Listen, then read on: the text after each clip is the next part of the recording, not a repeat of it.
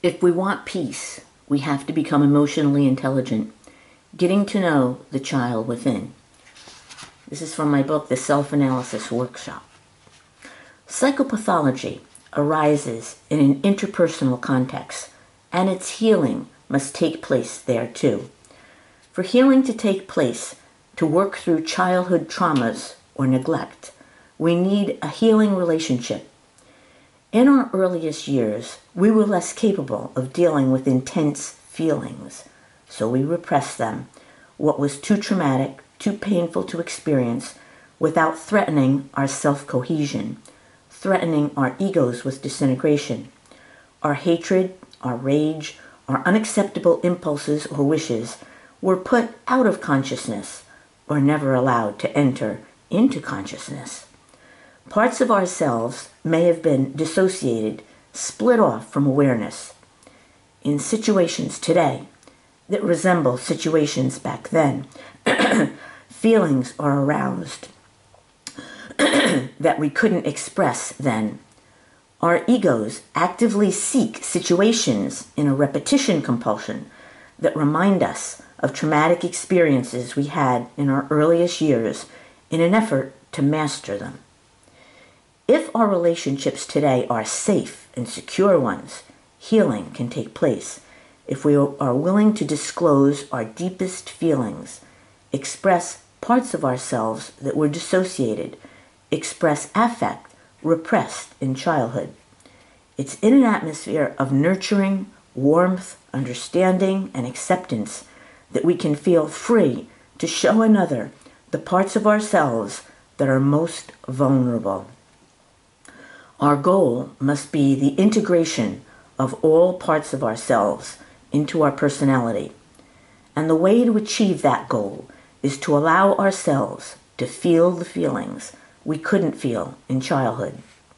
Empathic understanding is the key to helping us work through our core problems from the past. The feelings we repressed then were the feelings of a child.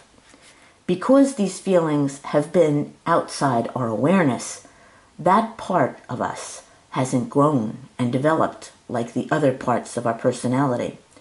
So in a real sense, it's the child part of the adult that has been dissociated or repressed. And when we allow that part of us to be expressed, it may very well come out in a childish way, maybe even in the voice of a child. But those childish feelings can be worked through when we allow ourselves to experience them in emotionally charged situations that bring up issues similar to the issues we had long ago. When we allow ourselves to disclose our deepest wants, wishes, impulses, fears, and fantasies to another. Only in this way can we experience the understanding and love we missed in childhood and become fully aware we are no longer the helpless, powerless child traumatized or neglected in our earliest years.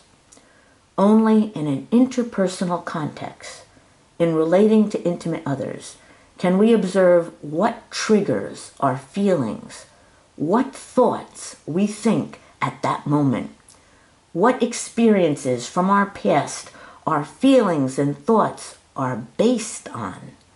It's only when we have the courage to become one with our deepest longings, our hurts, our disappointments, our anger, and express them to intimate others, that we can get beyond them, and as a capable adult, begin the process of healing of our childhood wounds.